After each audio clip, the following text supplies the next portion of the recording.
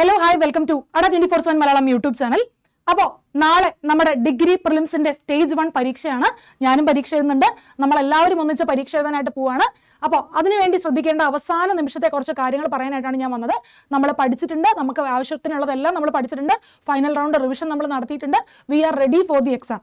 Okay, ഒരു രീതിയിൽ നിങ്ങൾ ടെൻഷൻ അടിക്കേണ്ട. ടെൻഷൻ അടിച്ചുകൊണ്ട് നിങ്ങൾക്ക് ഒരു ഗുണം ഉണ്ടാകാനായിട്ട് പോകുന്നില്ല. ആ സമയം കൂടി നഷ്ടപ്പെടുകയാണ് ചെയ്യുക. ഓക്കെ, അപ്പോൾ അവിടെ ശ്രദ്ധിക്കേണ്ടത് കുറച്ച് ലാസ്റ്റ് മിനിറ്റ് ടിപ്സ് മാത്രമാണ് ഞാൻ പറയുന്നത്. ഒന്നാമത്തെ കാര്യം എന്താണ്?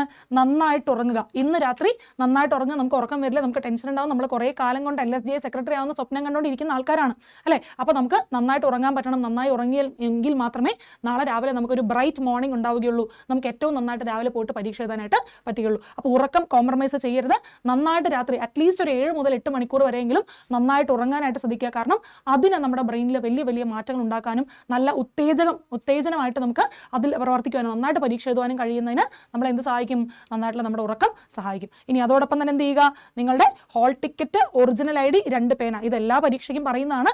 എങ്കിലും ഞാൻ ഒന്നുകൂടി പറയുകയാണ്. ഹോൾ ടിക്കറ്റ്, 2 പേന, അതിനോടൊപ്പം തന്നെ ഒറിജിനൽ ആയിട്ടുള്ള ID. ആധാറിന്റെ ഈ പ്രിന്റ് കോപ്പിയും അക്സെപ്റ്റബിൾ ആണ്. ചില സ്കൂളുകളിൽ അവർ പ്രശ്നങ്ങൾ ഉണ്ടാക്കും. അപ്പോൾ നമ്മളായിട്ട് നമ്മുടെ മാനസിക നിലയെ ഒരു തരത്തിലും പിരിമുറുക്കം ഉണ്ടാവാത്ത രീതിയിൽ വേണം പരീക്ഷ എഴുതാൻ പോകാനായിട്ട്. അതുകൊണ്ട് എന്ത് ചെയ്യുക? നിങ്ങൾ ഒറിജിനൽ ID തന്നെ കയ്യിൽ വെക്കാനായിട്ട് ശ്രദ്ധിക്കുക. അതിനോടൊപ്പം തന്നെ എന്ത് ചെയ്യുക? 2 ID ഇരുന്നോട്ടെ.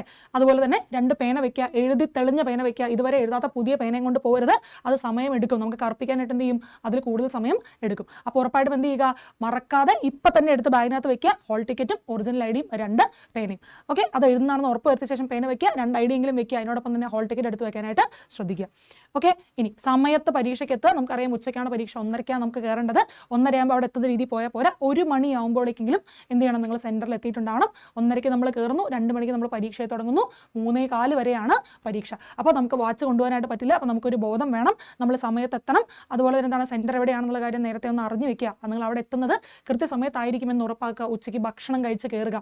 ഓക്കെ, അല്ല ഭക്ഷണം കഴിക്കാതിരുന്നാൽ നമ്മുടെ ബ്രെയിനിൻ്റെ ഒരു ഭാഗം എന്ത് ചെയ്യും? വയറ് വിളിച്ചുകൊണ്ടിരിക്കും, വിശക്കുന്നു എന്ന് പറഞ്ഞിട്ട്. അപ്പോൾ എന്ത് ചെയ്യും? നമുക്ക് പൂർണ്ണമായിട്ടും കോൺസെൻട്രേറ്റ് ചെയ്ത് പരീക്ഷ എഴുതാനായിട്ട് പറ്റില്ല. നമുക്കറിയാം ഡിഗ്രി പ്രിലിംസ് ആണ്. സ്റ്റേറ്റ്മെന്റ് ടൈപ്പ് ചോദ്യങ്ങൾ ഉണ്ടാവും. അപ്പോൾ പൂർണ്ണമായും നമ്മുടെ ശ്രദ്ധ ഇവിടെ വേണം. അതിൻ്റെ കൂടെ തന്നെ ഞാൻ എന്താ പറയുന്നത്? നിങ്ങൾ എന്ത് ചെയ്യുക? അവിടെ എത്തിയ ശേഷം, നിങ്ങളുടെ എക്സാം ഹാളിൽ എത്തിയ ശേഷം എന്ത് ചെയ്യരുത്? ഒരുപാട് ഡിസ്കഷൻസിന് നിൽക്കണ്ട. അവിടെ ഒരുപാട് പേര് പലതും പഠിച്ചതും അവിടെ പഠിച്ചതും തൊഴിൽ വാർത്ത പഠിച്ചതും വജ്രജൂബിലി പതിപ്പ് പഠിച്ചതുമായ ഒരുപാട് കഥകൾ പറയാൻ ഒരുപാട് ആളുകളുണ്ടാവും. നമ്മളുടെ മാനസിക നില ഏറ്റവും ഉയരത്തിൽ തന്നെ നമ്മൾ കീപ്പ് ചെയ്യുക. നമ്മൾ പഠിച്ചിട്ടുണ്ട്, വി ആർ കോൺഫിഡൻറ്റ്. നമ്മൾ പഠിച്ചത് മാത്രമേ ചോദിക്കുള്ളൂ. നമുക്ക് കിട്ടാനുള്ളതാണെങ്കിൽ അത് കിട്ടിയിരിക്കും. ഓക്കെ, വളരെ കോൺഫിഡൻസോടുകൂടി പോയിട്ട് പരീക്ഷ എഴുതാനായിട്ട് ശ്രദ്ധിക്കുക. And again negative marking avoid ചെയ്യുക. ഓക്കെ, അതായത് 2 ഓപ്ഷൻസ് നിങ്ങൾക്ക് എലിമിനേറ്റ് ചെയ്യാൻ പറ്റിയാൽ ഉറപ്പായും ആൻസർ കൊടുക്കാൻ ശ്രദ്ധിക്കുക. ഒരു 5 മിനിറ്റിനകത്ത് ചോദ്യ പേപ്പർ നോക്കി ചോദ്യം കടുപ്പമാണോ അല്ലെങ്കിൽ എളുപ്പമാണോ എന്ന് മനസ്സിലാക്കാനായിട്ട് ശ്രദ്ധിക്കുക. നമ്മൾ ഇത്രയും വരെയുള്ള നമ്മുടെ പഠിത്തവും നമ്മുടെ വായനയും മതി നമുക്ക് തിരിച്ചറിയാനായിട്ട്. ഓക്കെ, വളരെ ടഫാണ് ക്വസ്റ്റ്യൻ പേപ്പർ എന്നാണ് നിങ്ങൾക്ക് തോന്നുന്നെങ്കിൽ ഒരു അറ്റംപ്റ്റ് ഒരുപാട് കൂട്ടാൻ നിൽക്കണ്ട. പക്ഷെ എന്താണ്, കമ്പാരിറ്റീവ്ലി എളുപ്പമാണ്, കുറേ മാത്സ് ഒക്കെ ചെയ്ത് കിട്ടുന്നുണ്ട്, അല്ലെങ്കിൽ ഇംഗ്ലീഷും മലയാളം നമുക്ക് ചെയ്ത് കിട്ടുന്നുണ്ട് എന്നാണെങ്കിൽ എന്ത് ചെയ്യുക? ഉറപ്പായും നമ്പർ ഓഫ് അറ്റംപ്റ്റ്സ് കൂട്ടാനായിട്ട് ശ്രദ്ധിക്കുക. അറ്റംപ്റ്റ് നമ്പർ കൂട്ടിയെങ്കിൽ മാത്രമേ നമുക്ക് ഈ പരീക്ഷ ക്ലിയർ ചെയ്യാനായിട്ട് പറ്റുള്ളൂ. ഓക്കെ, ഇനി ഈ നെഗറ്റീവ് മാർക്കിൻ്റെ കാര്യം പറയുമ്പോൾ അവിടെ വളരെ വളരെ ശ്രദ്ധിക്കേണ്ടത്, എൻ്റെ കഴിഞ്ഞ പരീക്ഷയ്ക്കും എനിക്ക് മാർക്ക് പോയൊരു കാര്യമാണ്.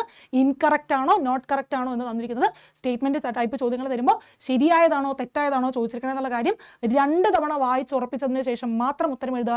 ഇൻകറക്റ്റ് ആണോ കറക്റ്റ് ആണോ ചോദിച്ചിരിക്കുന്നതെന്ന് വീണ്ടും നോക്കിയിട്ട് ഉത്തരം എഴുതുക. പൂർണ്ണ ശ്രദ്ധയോടുകൂടി ചോദ്യപേപ്പറിൻ്റെ കൂടി ഇരിക്കുക. ആ 75 മിനിറ്റ് മറ്റൊന്നും നമ്മൾ ആലോചിക്കാൻ നിൽക്കുന്നില്ല. നമ്മൾ മാക്സിമം നെഗറ്റീവ് മാർക്ക് അവോയ്ഡ് ചെയ്യുന്നു. നമുക്ക് അറിയുന്ന കാര്യങ്ങളെല്ലാം കൃത്യമായിട്ട് എഴുതുന്നു. നമ്മൾ ഈ പരീക്ഷ ക്ലിയർ ചെയ്യുന്നു. ഓക്കെ, ഇനി നമുക്ക് മുമ്പിൽ സ്റ്റേജസ് നടന്നിട്ടില്ല അല്ലേ? ഫസ്റ്റ് സ്റ്റേജ് ആണ്. അതുകൊണ്ട് തന്നെ നമ്മളെ പോലെ തന്നെയാണ് എല്ലാവരും. ആർക്കും ഒരു ധാരണയില്ല എന്താണ് ചോദിക്കാൻ പോകണമെന്നുള്ളതെ പറ്റി. അപ്പോൾ എന്ത് ചെയ്യുക? ഏറ്റവും പ്രസൻസ് ഓഫ് മൈൻഡോട് കൂടി പരീക്ഷ എഴുതാനായിട്ട് ശ്രദ്ധിക്കുക. നല്ല ശ്രദ്ധിച്ചെഴുതുക. എന്താണ് എഴുതുന്നത്, എവിടെയാണ് നമ്മൾ ചെയ്യുന്നത്, കണക്ക് ചെയ്യുമ്പോഴാണെങ്കിലും പൂർണ്ണമായ ശ്രദ്ധയോടുകൂടി ചെയ്യാനായിട്ട് ശ്രദ്ധിക്കുക. രാവിലെ പോകുമ്പോൾ വളരെ പോസിറ്റീവായിട്ട് പോകാൻ ശ്രദ്ധിക്കുക. വീട്ടുകാരോട് അടി ഉണ്ടാക്കാതെ, ഓട്ടോ ചേട്ടനോട് അടി ഉണ്ടാക്കാതെ വളരെ ഹാപ്പി ആയിട്ട് പോവുക. നമ്മുടെ ഇൻവിജിലേറ്ററായിട്ട് നല്ലൊരു റാപ്പോ കീപ്പ് ചെയ്യുക. അല്ലാണ്ട് അദ്ദേഹമായിട്ട് തർക്കിക്കാൻ നിൽക്കുകയോ അല്ലെങ്കിൽ നമ്മൾ ഫില്ല് ചെയ്യുമ്പോഴാണെങ്കിലും വളരെ ശ്രദ്ധിച്ചുകൊണ്ട് OMR ഫില്ല് ചെയ്യാനും അതുപോലെ എന്താണ് ഏറ്റവും നല്ല ധാരണയോടുകൂടി പരീക്ഷ എഴുതാനും ശ്രദ്ധിക്കുക. നമ്മുടെ ഒരു ചോദ്യം തെറ്റിപ്പോയെന്ന് വിചാരിക്കുക.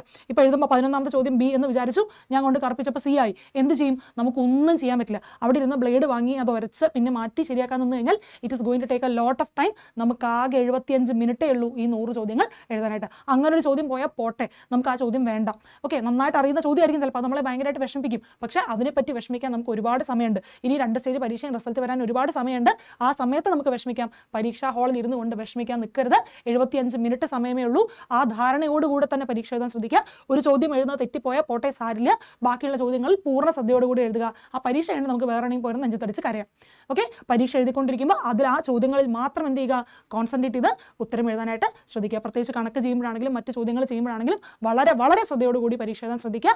ഉറപ്പായിട്ടും നമ്മൾ പ്രിപ്പയർ ചെയ്തിട്ടുണ്ട്. നമ്മൾ പ്രസൻസ് ഓഫ് മൈൻഡോട് കൂടി പോയിട്ട് പരീക്ഷ എഴുതി കഴിഞ്ഞാൽ ഉറപ്പായിട്ടും നമ്മൾ ജയിച്ചിരിക്കും. ഓക്കെ, നമുക്ക് വേറെ ഓപ്ഷനില്ല, നമുക്ക് ഈ പരീക്ഷ കയറിയേ പറ്റൂ അല്ലേ. നോർമലൈസേഷൻ എന്തായാലും ഉണ്ടാവും. അപ്പോൾ അതിനെ പറ്റിയും കട്ട് ഓഫിനെ പറ്റിയും ഒന്നും നിങ്ങൾ വറീഡ് ആവേണ്ട. ചോദ്യ പേപ്പറിലൂടെ ഒന്ന് കടന്നു പോവുക.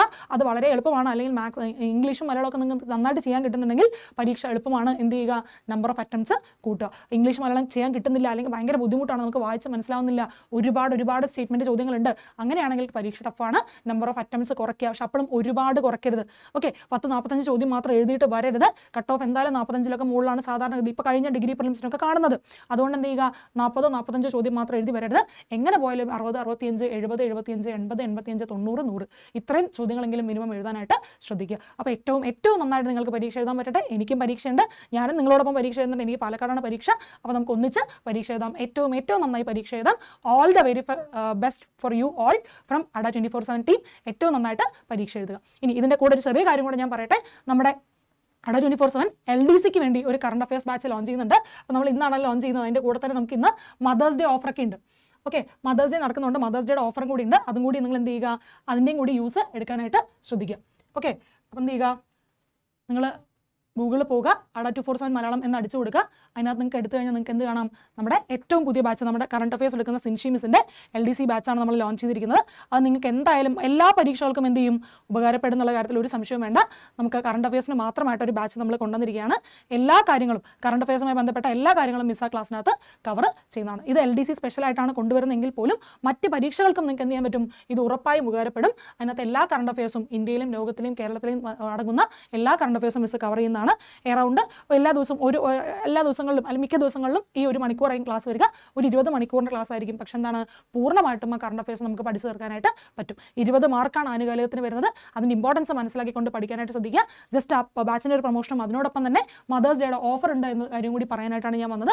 നമുക്ക് ഇപ്പോൾ കോഴ്സ് എടുത്തു കഴിഞ്ഞാൽ ഏത് കോഴ്സ് നിങ്ങൾ എടുത്താലും നിങ്ങൾക്ക് ഡബിൾ വാലിഡിറ്റി കിട്ടും. അതിനോടൊപ്പം തന്നെ എന്ത് കിട്ടുന്നതാണ്, 17% ഓഫറും കിട്ടും. ഇതെല്ലാം കിട്ടുന്നെങ്കിൽ നിങ്ങൾ എന്ത് ചെയ്യുക, കോഡ് യൂസ് ചെയ്യുക. Y757 ആണ് കോഡായിട്ട് വരുന്നത്. അപ്പോൾ കോഴ്സ് എടുക്കുക. ഏത് കോഴ്സ് എടുത്താലും ഇതുപോലെ തന്നെയാണ് എടുക്കുക. ഇവിടെ കൊണ്ടുപോയിട്ട് എന്ത് ചെയ്യുക, Y757 എന്ന കോഡ് അപ്ലൈ ചെയ്യുക. അപ്ലൈ ചെയ്താൽ നിങ്ങൾക്ക് 389 രൂപയ്ക്ക് നിങ്ങൾക്ക് ആ കോഴ്സ് ലഭിക്കുന്നതാണ്. 389 രൂപയ്ക്ക് സിൻഷി മിസ്സിൻ്റെ കോഴ്സ് ലഭിക്കുന്നതാണ്. അതല്ലാതുള്ള മറ്റ് കോഴ്സുകളിൽ നിങ്ങൾക്ക് ഇതേപോലുള്ള ഓഫർ ഡബിൾ വാലിഡിറ്റി വരുന്നുണ്ട്. നല്ലൊരു അവസരമാണ്. ഏറ്റവും നന്നായിട്ട് അത് ഉപയോഗിക്കാനായിട്ട് ശ്രദ്ധിക്കുക. HSC ആണെങ്കിലും FSO ആണെങ്കിലും എല്ലാത്തിൻ്റെയും ബാച്ചസ് നമ്മൾ ലോഞ്ച് ചെയ്തിട്ടുണ്ട്. LDയുടെ ബാച്ച് നമ്മുടെ റണ്ണിംഗ് ഉണ്ട്. അതുപോലെ തന്നെ ഡിഗ്രിയുടെ പുതിയ ബാച്ചുകൾ, മെയിൻസിൻ്റെ ബാച്ചുകൾ എല്ലാം നമ്മൾ ലോഞ്ച് ചെയ്യുന്നതാണ്. കോഴ്സ് എടുക്കാനായിട്ട് ശ്രദ്ധിക്കുക. Y757 എന്ന കോഡ് മറക്കാതിരിക്കുക. ഓക്കെ, അപ്പോൾ again all the very very best to all of U.